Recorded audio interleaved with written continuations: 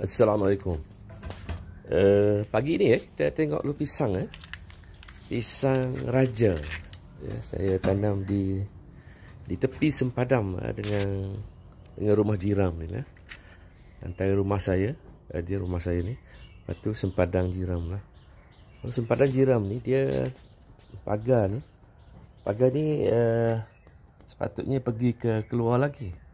Pergi ke rapat ke sana sikit lagi lah. Tapi oleh kerana jiran ni dulu dia buat pagar termasuk dalam tanah saya, jadi saya kata tak apalah, terus usik lagi lah pagar tu. Jadi saya pagar saja ni termasuk dalam tanah saya lah. Jadi tanah saya sejuk di luar lagi. Tapi tak apalah, ini daripada pagar ni ke batang pokok pisang tu lebih kurang dalam 5 kaki lah 5 kaki. So pisang raja ni dia naik cantik saya nampak dah tingginya menjulang tinggi, dan saya rasa dalam 1 minggu lagi lah akan keluar, insyaAllah akan keluar suluh pisang lah.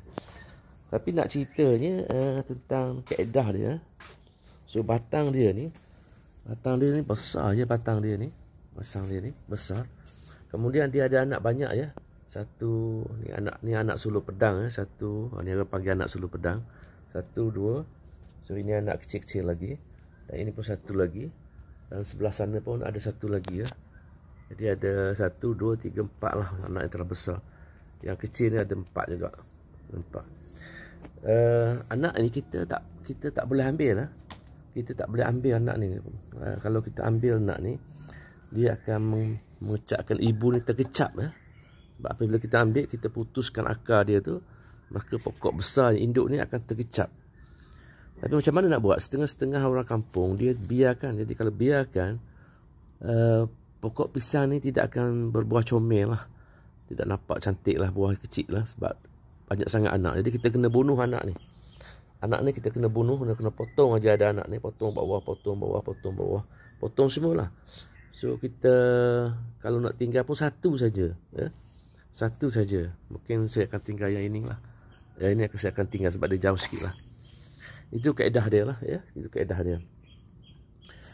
Masa menanam dulu, saya gali lubang ya. Gali lubang 2,5 kali 2,5 kali 2,5 dalam ya. So dalam lubang tu saya masuk CRP, baja organik. Kemudian saya letak anak. So saya kambus, saya tanam lah. Lepas pada dia anak tu naik sikit, baru saya letak baja NPK lah NPK hijau 15. Dalam kawasan rumah saya ni ada dalam hampir 20 batang pokok jugalah, 20 batang pokok pisang ya. Sudah banyak dah boleh makan sebenarnya. Saya dah boleh makan dah. Jadi saya nak lebih tu sebenarnya saya bagi kepada kawan-kawan lah. Ini kaedah kita tanam pisang di tepi rumah ya, di tepi rumah. Setengah orang dia takut nak tanam ni kerana takut nanti kena rumah dan sebagainya. Tapi kita tak ada masalah. Kita jangan biarkan anak tu terlalu banyak merimbung jadi besar lah. Jadi kita tanam satu-satu lah. Satu apabila dia berbuah je, kita ambil, kita potong, so dia naik lagi satu. Jadi satu-satu kita tanam. Lepas tu kita akan membaja lah. Jadi kita sentiasa boleh dapat makan pisang lah. So itu saja tip tanaman pisang pagi ini untuk saudara yang berumah, yang ada kawasan rumah lah.